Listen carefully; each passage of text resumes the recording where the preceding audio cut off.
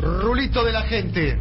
Veníamos bien, Rulito, hasta que viniste vos y armaste un quilombo. Veníamos bien, en serio, decí la verdad. Pues no se quieren enterar, por eso vienen bien. Bueno, no importa, yo les cuento, yo les sigo anticipando cosas. Bueno, en mi misión. Igual una vez viniste acá y dijiste que iba a haber como 7 crisis.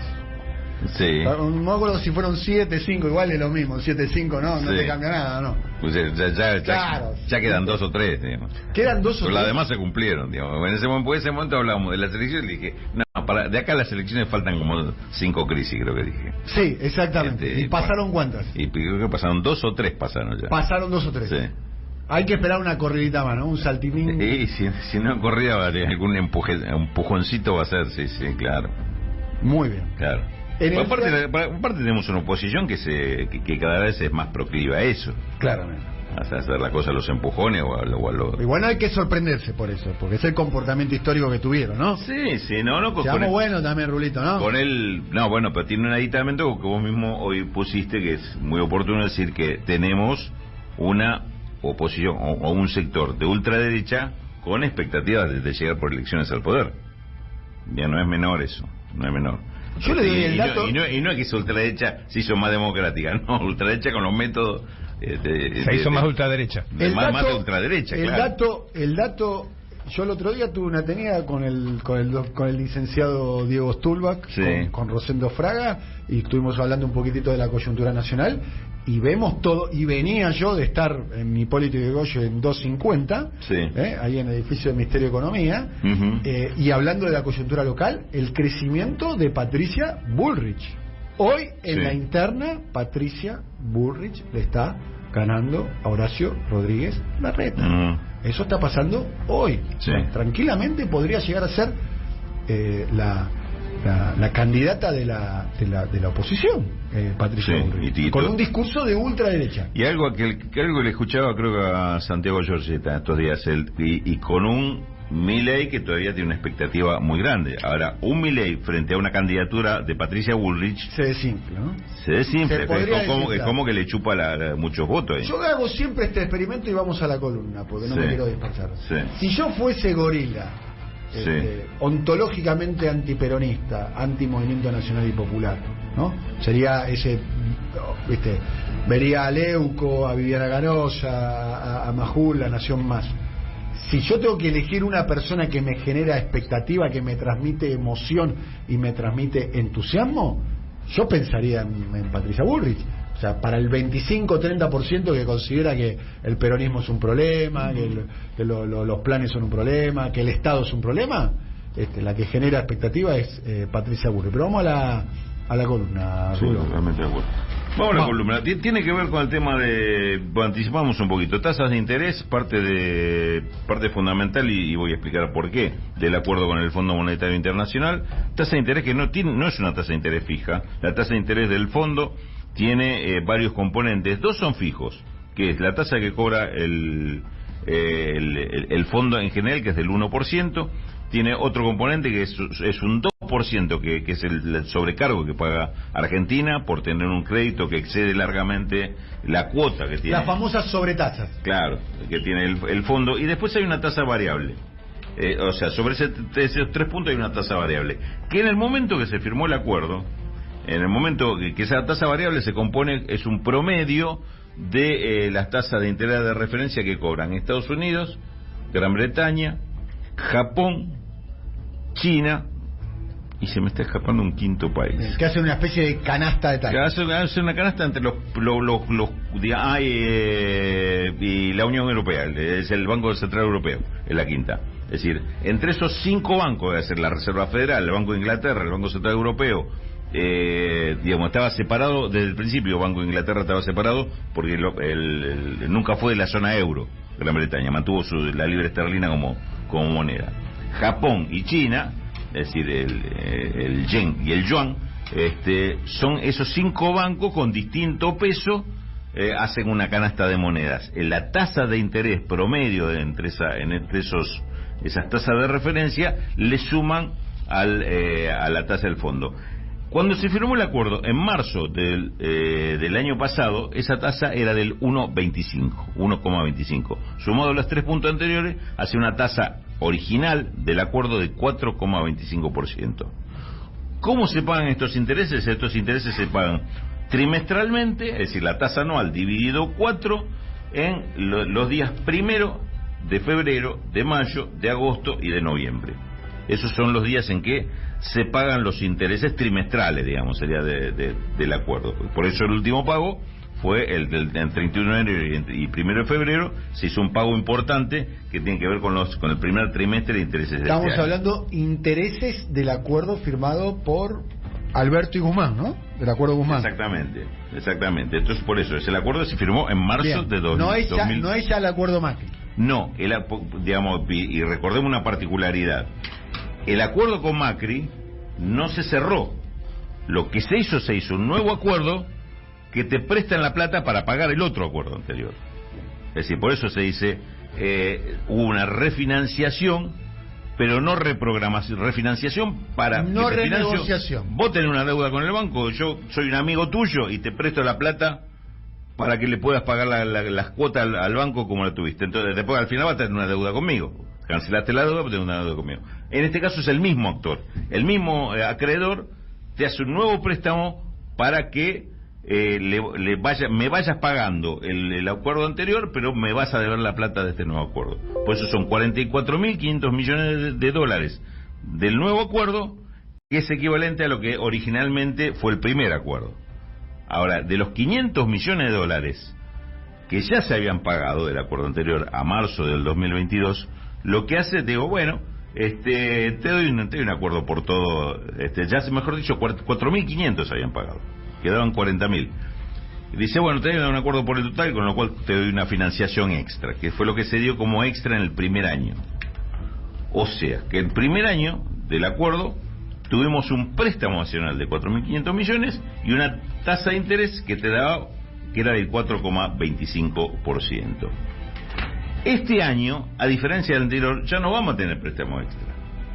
Y ya tenemos una deuda que no es de 40.000, es de 44.500 por ese préstamo extra que te dieron, te volvieron al origen. Y una tasa que ya tampoco es del 4,25%, porque esta tasa, ya con los intereses que subieron la Reserva Federal, el Banco Central Europeo, en menor medida Japón y China, pero sí el Banco de Inglaterra, se te fue a una tasa que en vez de 4,25 ya estás en 6,50 de tasa de interés con los números actuales. Entonces ya los intereses están ¿En guita cuánto es? En guita, te digo exactamente cuánto es en guita. En guita representa que, o sea, antes pagabas. Quiero decir, voy a describir. Rulo está mirando su cuaderno Gloria, sí, manuscrito, hay que decir, ¿eh? Sí. Es como un periodista del siglo XX. No, no es un Gloria, este es de los América. Bueno. De los grandes. Pues los Gloria son los chiquitos que acá te puedo mostrar uno. Bueno. Eso es el cuaderno Gloria. Bien, bueno. Todos esos cuadernos los guardás, ¿no, Rulo? Me imagino. No, los tengo, pero no es que los guardo, los tengo amontonados. No sé, para mí es un documento histórico, digamos, todas tus columnas, ¿o no? Voy a los intereses. Dale. De los 40.000 millones originales, lo que empezó pagando Argentina el año pasado fueron número redondo, 1.600 millones de dólares pagado de interés, es decir, más o menos una cuota de 400 millones cada trimestre. ¿Y ahora? Ahora esa suma se fue a 2.900 millones de pesos. En vez de 1.600 estamos pagando 2.900. O sea, estamos hablando de 1.300 millones de dólares más, solamente con los cambios en la tasa de interés. Sí, no llegamos al doble, pero a 1.600 le agregamos 1.300, 2.900, con lo cual... ¿Es un cuarto de punto de PBI o no? No es mucho, tampoco es poco. Sí, más un cuarto de punto. Casi medio punto de PBI. Y sí que estaremos en 600.000 millones de PBI. Estamos menos de 600.000 millones. Sí, es medio punto, tranquilo. 2.900 que te está dando 3.000, digo, serían unos 750, 800 millones por cuota.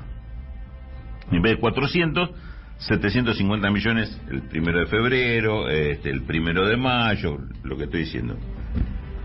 Con lo cual, como aparte ahora no tenés un crédito extra, lo que son los desembolsos del acuerdo con el fondo, porque el nuevo préstamo te lo dan por trimestre también, una vez que te aprobaron las metas, del trimestre anterior, dice ahora te presto la plata para pagar lo que me tenés que pagar el crédito anterior.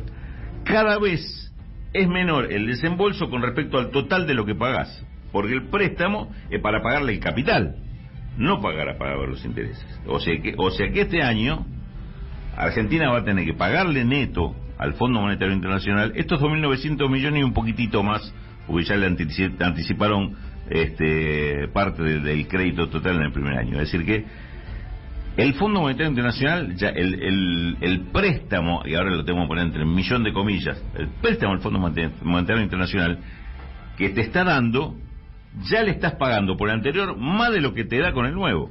Es decir, este año el Fondo Monetario Internacional le va a hacer una cuenta en rojo para Argentina. Es decir, que no, en realidad, dicho en crudo y en limpio, no te financia nada, al contrario, se va a llevar plata.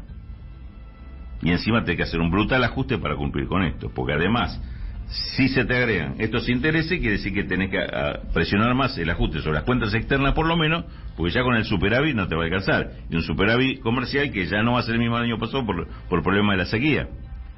Pero esta situación, este cuadro, esta fotografía que yo les estoy mostrando, les aviso, esta fotografía el 22 de marzo se mueve, porque es el día que la Reserva Federal informa la nueva tasa de interés. Y ya ayer, Jerome Powell, el titular de la Reserva Federal de Estados Unidos, anticipó: vamos a subir las tasas de interés y más de lo que habíamos previsto.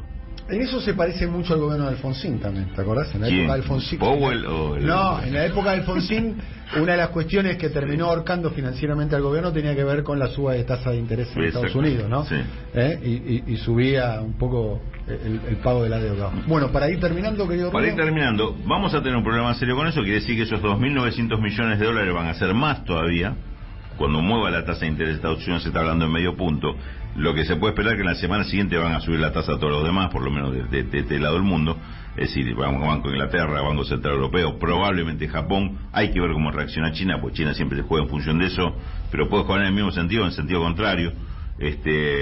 No se sabe, pero para Argentina va a significar un duro golpe tener que agregarle por ahí 200 milloncitos más al pago de intereses, que ya el 1 de mayo lo vamos a estar sufriendo. Con esto digo, con el ajuste adicional en las cuentas externas que va a requerir esto, y con el pago adicional que significa esta parte del acuerdo, este acuerdo con el Fondo Monetario Internacional cada vez es más incumplible. Acabamos de resolver, bueno, ayer lo charlamos acá, en el conversatorio con Amado, con Marisa y con Valentina, el tema de cómo se resolvió, se pateó para adelante el tema la deuda en pesos. De la deuda en pesos. Bueno, ya un día después ya tenemos viendo cómo es el quilombo de la deuda en dólares con el Fondo Monetario Internacional.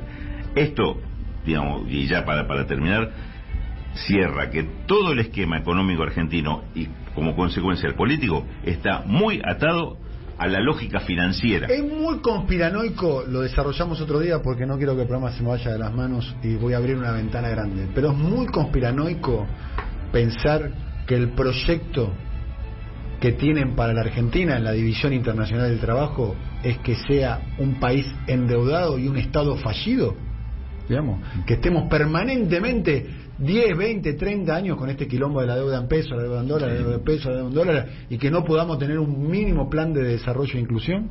Por de pronto, mi respuesta es que no es paranoico eso, que corresponde a una lógica, pero te agrego un elemento más, una ventana todavía más grande. Corresponde a una lógica perversa dentro de un sistema internacional que está muy inestable, porque no se sabe dónde termina esto. Estamos muy desprotegidos frente a esto, con lo cual, si hay una inestabilidad y un costo de esa inestabilidad, somos candidatazos a pagar el costo de la inestabilidad, porque el que peor preparado está, obviamente es el primero que garpa. Y hoy está pasando un poco eso. Se mueven las tasas de interés, perdemos porque somos deudores. Se mueve el precio de los alimentos, somos exportadores, pero perdemos porque tenemos internacionalizados los precios. Se mueve el precio de la energía, vamos a ser exportadores de energía, pero perdemos también porque resulta que nos internacionalizaron, nos dolarizaron el precio de la energía. No es que las condiciones están dadas en contra, las condiciones se mueven mucho, pero lo que tenemos en contra es que no estamos preparados para afrontar. Hasta mañana, querido Rulo, muy buena columna.